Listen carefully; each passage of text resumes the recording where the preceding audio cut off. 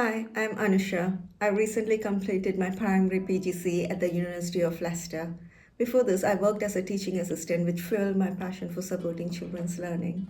I chose the University of Leicester for its strong focus on reflective practice, which combines the knowing, doing, being framework and blends theory with real world experience, which helped support my growth as an educator. The primary PGCE equipped me with essential skills in pedagogy, classroom management, and inclusive teaching. The university's intensive training in SEND and inclusive practice supported me in my current role.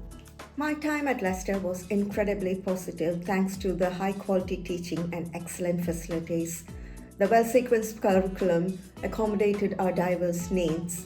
Lecturers were very knowledgeable and very passionate. They encouraged critical thinking, which supported my professional growth. Mentorship provided invaluable guidance, which further supported me in my placements.